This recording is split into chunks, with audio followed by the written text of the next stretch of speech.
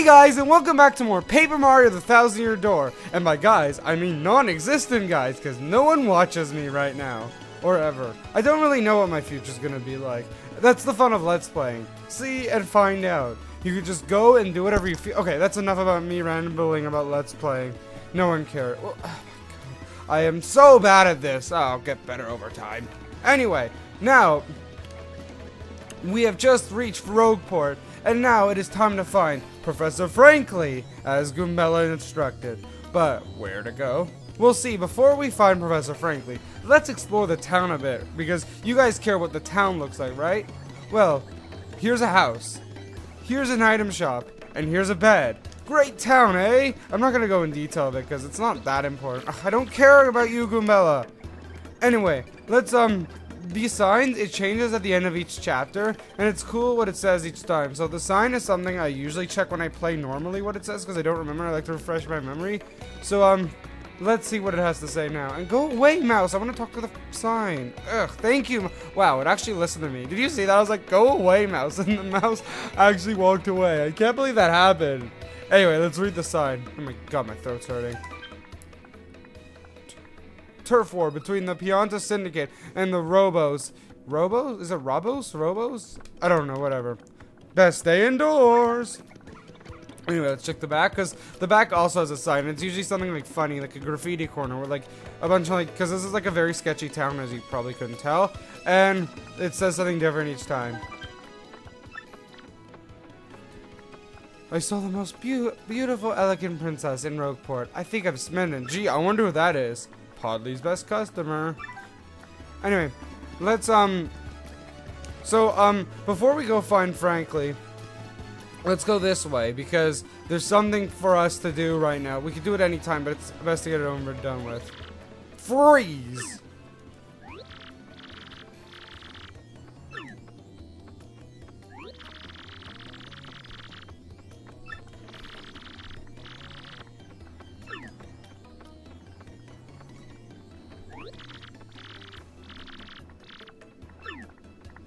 Okay, so she said not to move, but did she say anything about jumping? No.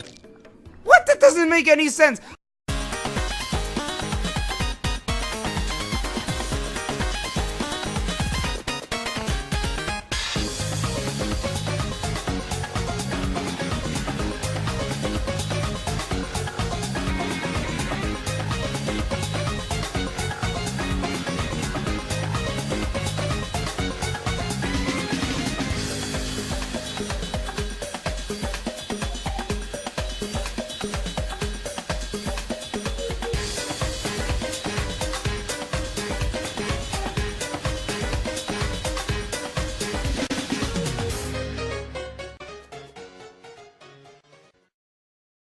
How did the contact lens just like suddenly slide under Mario's feet? Kind of like move? Is it like a magic? And that's my phone. Just ignore that. Stupid phone. Come on, phone. Shut up. I wonder if you guys can even hear it. I don't know. Anyway, oh my god. Anyway, so how does that make any sense? Like, does the contact like slip or something? I didn't even move. I jumped. I didn't listen to him. I jumped. I didn't move. I jumped. What is this? How is it my fault? I jumped. You said not to move. I jumped. Oh my god, I didn't do anything. What a jerk. It's so stupid. We jumped and we squished the contact lens. Does it just like slide under or something? What's going on? And my voice is cracking like crazy. Whatever. Anyway, so we can't go left and we've already been down. So frankly, shut up, Goombella. I keep on pressing the X button by mistake. Anyway, let's go right and see what's here.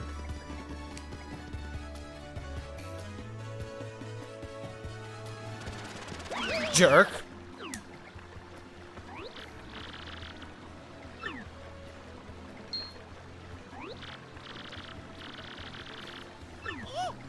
Apparently just like running into someone, you could just like take half your coins. I don't know how that works. Anyway, so a lot of people don't know about how to get those. You can actually get those coins back. I actually figured it out on my first like playthrough of this game. I'm not like, ugh, I lost half my coins. I actually knew where to go. So, let me show you, how to get the 50 coins back. Because a lot of people continue without, like, getting their 50 coins back. But you could actually easily just get it back. It's just a fun, like, another thing I like about this game. It's just, like, a fun way to, like, give you an excuse to explore. Because exploring gets you rewards. And it's really nice instead of just, like, making you randomly lose 50 coins. And, like, like, they really care about how a player thinks and what they'll do. And that's something I really admire in games. Oh, and this is a house. See, it's the same bandit here.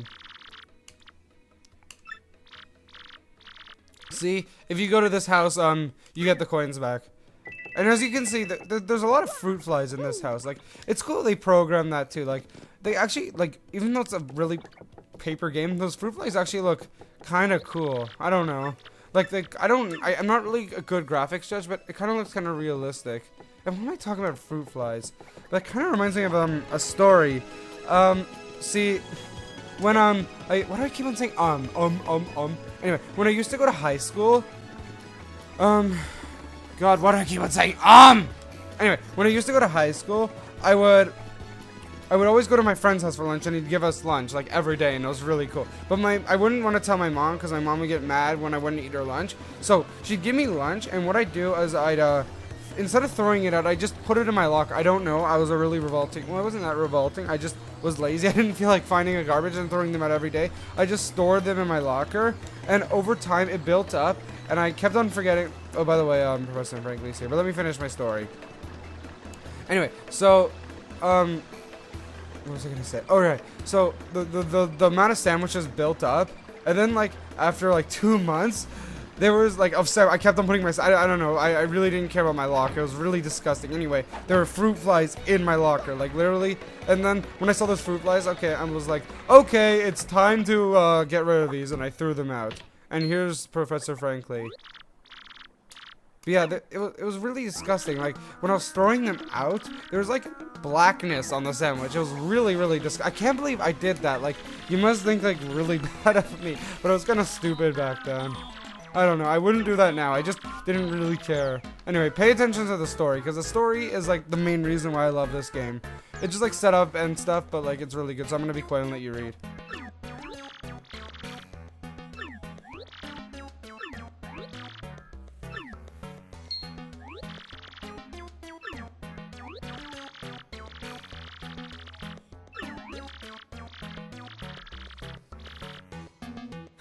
I just love that type of, like, humor, like, talking about, like, irrelevant things that no one cares about, but it's funny, like, give, like, human-like things to, Paper Mario. It's fun. It's kind of also why I'm excited for Monsters University. It's like it's like a typical universities movie, but with monsters. It just seems like one of, like, the coolest, most, like, fun movies ever, and I'm really excited how Pixar's doing that. It seems like a really cool idea. A lot of people have, like, been mad at Pixar lately because, like, all they've been doing is sequels and stuff, but they're kind of, like, I don't blame them. They've done, like, a lot of movies, and they're kind of running low on ideas. So, like, but instead of, like, retiring and stuff, like, stop, they actually, like, they still continue, and they're, like, doing sequels, and they're actually very good writers. Like, in my opinion, Toy Story 3 is the best Toy Story, and that's, like, the third one. When I was first announced, I thought it'd be dumb, but Pixar, like, I have a lot of respect for them since, like, 4 years ago. Like, ever since, like, Up and Wall-E and stuff like that came out, and Pixar's very good writers. Like, I don't think they'll ever produce a bad movie. Like, no matter what the stupid ideas, like, they'll only do it, like, if it's not a good idea, they won't continue with it. And I think they said that once. Like, they never make a sequel or prequel unless they have a better idea than the original. And it's a really cool idea. Like, Finding Dory, I don't know much about it. I'm not really kind of caring about it too much, even though Finding Nemo is my favorite Pixar movie. Ugh, why am I talking? You should pay attention to the story. I hope you guys can read and listen to me talk. I guess that's the point of Let's Playing, but I should really focus on the story. I don't really know what to do. But that's, like, my mind. Like, I actually started that from, like, part of the thing, and then I got off topic. That's, like, how my mind works. It just jumps from one subject to another. And that's the thing you liked about me. But all agree on one point. To find the treasure, one must have the crystal stars! The 1,000-Year Door! It's the title of the game!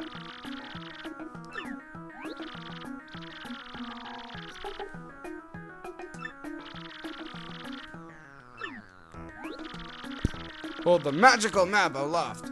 So right now they're setting up the plot, and a lot of people like don't really care about Paper Mario's plot, but I just like there's a lot to it. It's just like a whole, like, my favorite type of stories, like stories with myths and legends, and this has all that. I love it. It's like actually one of my favorite video game stories of all time. So I just, because there's a lot to myth and legends. There's like mysteries and like so many ambiguous details, and it's cool and stuff. What? Really? What am I doing? Here's the map. I hope you guys are not just listening to me talk, but also reading, like, for the new players. You know, there's no one that watches me right now, because this is just an amazing game. Like, there's so much to it. That I've said this so many times, but there's so much to it that brings together to make something so amazing, and the story is one of it. So, like, I know I'm off topic, but the story is just really, really, really interesting, and I hope you pay attention to it. Like, it's just setting up the plot right now, but it's just setting up a cool, like, myth. Like, you could tell there's like a mystery, and you don't know what it is with the crystal stars and the 1,000 doors. Door. But yeah, you get my point, right? Like, it just, it's a cool, and I just slammed my mic there. Sorry about that, because I'm moving my hand while I talk, because I'm kind of like that. A lot of people are like that. Anyway, before we go on, this guy, let's talk to him.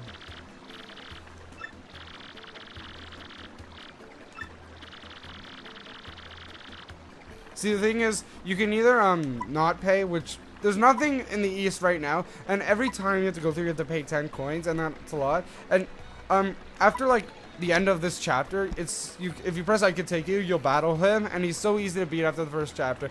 But so for now, there's nothing of significance there, so we'll just leave him alone for now. Shit! Oh god! Oh god! Oh god! I accidentally pressed A instead of. Oh my god! We're fighting him! Oh my god! I swear I didn't do that on purpose for comedic reaction. I genuinely, accidentally pressed the wrong button. Oh my god, oh my god. God, I love when stuff like that happens. I promise it wasn't on purpose. I literally actually pressed the wrong button. So, this is Gus. He's pretty strong. He has 20 HP. And I'll display a bio right now to show him. Let's just see if we can beat him. If not, I'll just... Okay, I'll commentate the fight. But if I end up losing to him, I'll just cut back to like coming back. So, future viewers, you get to see what happens. Anyway, so let's hammer him. God, I can't believe I did that. Like, you think it's something you do on purpose for comedic reaction, but I genuinely, like, I wasn't thinking. I pressed B, but apparently B also, God, I should have put Gumella in first, because she's useless. Oh, yeah. See, that's something I wanted to show. That's like, with the action commands, you can, when they attack, you can either guard or, counterattack. Counterattacking, you press B, and instead of them doing damage to you, you do damage to them, and it's really effective. So, for strategy purposes, we're gonna put Gumella in first, since that guy's a spike, so if Gumella attacks him, she'll take damage. So we're putting him in first so she can defend. And, like, she takes less damage. I don't think... Oh, yeah, you can also counterattack with partners. And it's really easy to counterattack these guys. So yeah, if you press A, you just reduce the damage, but if you press B, you do a counterattack. But it's a lot more precise of a timing to press B. Plus it's a smaller button, so they made it harder. And this is stylish. It's crap, that did a lot of damage to her. Anyway, stylish, what you see I've been doing there, if you press A at the right timing before or after attack, it like, you get, the audience, which you don't have right now, which, frankly, we'll explain later. Spoilers! Basically, I'll explain what stylish does later. Oh my god! God, this guy was easier than I thought. He's so easy to counterattack. It's a good thing I accidentally pressed. Oh my god, I can't believe that happened. It's just something that, like, is just funny.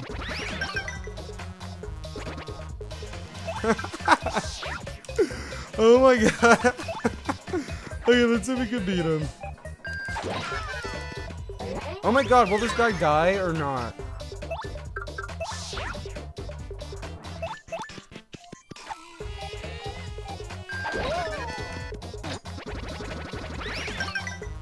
Die! Oh, god, this is gonna take forever. Ah! Making the video so slow. This is why I should have waited till... Okay, finally, thank you for dying. Good. Good. Give us our star points.